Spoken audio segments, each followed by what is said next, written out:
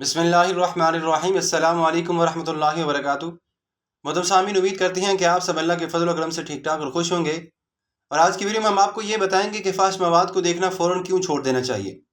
Science ने बता दिया और कुरान मजीद में बेशुमार आयात मुबारक ऐसी भरी पड़ी हैं जो कि आपको ये बताती हैं कि फाश मवाद या कोई भी बुराई, कोई सरकशी उसको नहीं करना चाहिए। जैसा कि मैं आपको एक आयत मुबारक बताता हूँ, सूरह हजर आयत नंबर 90, अल्लाह तबारक व तआला ने इरशाद फरमाया, इन्नल्लाह यअमुरु बिल अदलि वल इहसानि व ईताइ ज़िल क़ुरबा व यन्हा अनिल फ़हशाइ वल मुनकरि वल बग़य। अल्लाह तबारक व तआला तुम्हें अदल का, नेकी का और रिश्तेदारों के साथ हुस्न सलूक का हुक्म देता है, और अल्लाह तबारक व तआला तुम्हें बुराई, बेहयाई और तमाम किस्म की सरकशी से दूर रहने का हुक्म देता है। मतलब सामीन, अगर आप तवज्जो करें तो इंटरनेट पर फहश मवाद से भरपूर करोड़ वेबसाइट आपको ऐसी मिल जाएंगी जिनमें आपको काफ़ी हद तक खौफनाक चीज़ें दिखाई जाती हैं, लेकिन किसी भी दूसरी बीमारी की तरह इसके खौफनाक नताइज भी आपको ज़रूर नज़र आएंगे। ऐसा करने वाले लोगों के बारे में हम ये सवाल करते हैं और आपको ये बताते भी हैं, ऐसे करने वाले लोग जिसका शरीक हयात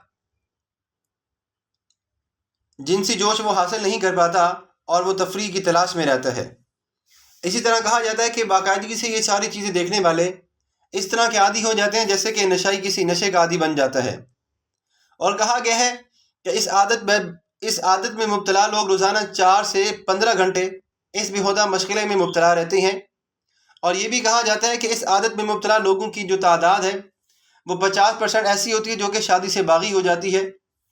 और कहा जाता है कि कम उम्री में इस आदत का शिकार बनने वाले लोग ज़हनी बुराइयों के साथ साथ वो जिस्मानी नुकसान भी उठाते हैं। और इस काम को तवील अरसे तक देखने रहने वाले लोगों के बारे में ये भी कहा जाता है कि उनके मिजाज में शिद्दत पसंदी और जिनसी रवैये में बिगाड़ भी पैदा हो जाता है। और ये भी कहा जाता है कि ऐसे बहुत सारे कम लोग मिलते हैं आपको जो कि तौबा करने के बाद अल्लाह की बारगाह में रुजू करते हैं।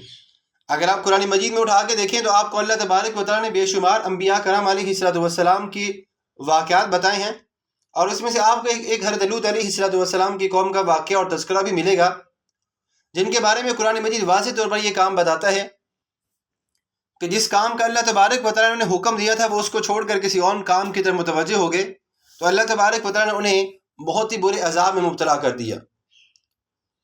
अब फैसला आपके हाथ में है, चाहे तो आप इस काम को जारी रखें और जारी रखकर अपनी ज़िंदगी बर्बाद कर दें, या फिर आप अगर चाहें तो इस काम से तौबा करके हमेशा के लिए अपनी ज़िंदगी को पुरलुत्फ़ बना दें और अल्लाह तबारक व तआला के पसंदीदा बंदों में शामिल हो जाएं। मतलब सामीन, उम्मीद करते हैं कि आपको ये छोटी सी नसीहत हमारी ज़रूर पसंद आई होगी। इस तरह की मज़ीद इस्लामी वीडियोज़ के लिए हमारे साथ जुड़े रहें। अल्लाह हाफ़िज़।